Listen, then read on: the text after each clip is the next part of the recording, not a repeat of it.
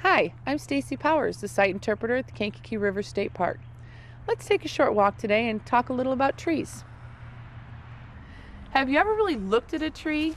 Trees are so amazing. There's many parts to a tree. The tree bark is the tough outer covering that covers the trunk of the tree, the branches, and the roots. It helps to protect the tree. You can also identify a tree by looking at the tree bark. This river birch has a papery bark that peels as it grows. The bark of this shagbark hickory peels away from the tree in long strips, giving it this shaggy appearance. The brown bark of the sycamore tree chips off as the tree gets older, revealing the beautiful white underbark. Some trees have a tough bark, while other trees have a thin, soft bark. Some trees feel rough, while others feel smooth. Some trees, like the cedar tree, even smell good. Look at all these fallen leaves. Leaves are recycled by bacteria, fungi, and other organisms and turned into nutrients that trees use later to make more leaves.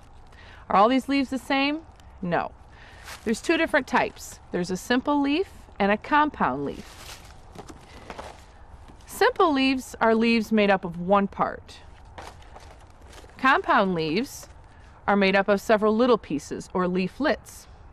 You can tell the difference by looking at the twig. Look at where the leaf attaches to the twig. Is it one part? If so, it's simple. If there are several leaflets attached to the twig, then it's compound. Some leaves are dull, some are shiny. Some are smooth, some are hairy. The veins of a leaf can network through the leaf or branch out.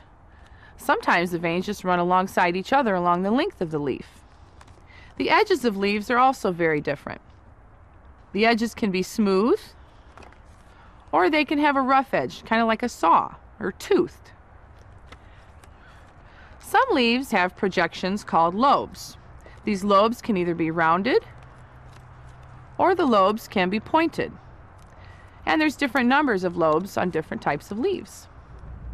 Leaves are arranged differently on different types of trees, and you can tell this even when the leaves aren't present. If you look at this maple tree twig, you see the leaves are directly across from each other. This is called oppositely arranged. If the leaves are not directly across from each other, it's called alternately arranged. Trees cannot move, but seeds must be able to move. If they fall from the tree and land on the ground under the tree, they won't get enough sunlight or water to grow. So they must be taken elsewhere. Trees let other things carry their seeds for them. Some seeds are carried by the wind, like this maple seed. It has a little wing that helps it stay suspended in the wind, and as it falls to the ground, it helicopters. Some trees grow near rivers or streams. Their seeds fall into the water, and the water carries their seeds downstream to another habitat.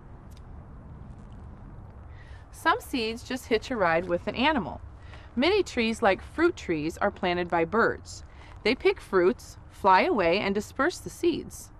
If they eat the whole fruit, like with the wild cherry, they drop the seeds in their waste matter. Many trees are planted this way. Another important tree planter is the squirrel. Squirrels bury their nuts, like acorns, walnuts, and hickory nuts. They bury so many nuts they can't possibly remember where they all are. And in each nut is a tree seed. Just like animals, trees need food too, except for trees can make their own food. They do this in the leaves in a process called photosynthesis. Now this maple tree doesn't have any leaves right now, so it's not making food, but food is being stored in the tree's roots, and it travels up the tree through pipelines. If we put a tap into this tree, we could take that food out of the tree. That food is called sap, and we turn that sap, we cook it, and we turn it into pancake syrup that we like to eat. There's an amazing variety of life in this forest, and every living thing has a special role to play. Yet all living things work together. Trees provide many services for living things. They provide oxygen. They provide food, shelter for many species of animals. They stop erosion. They give us clean air, clean water.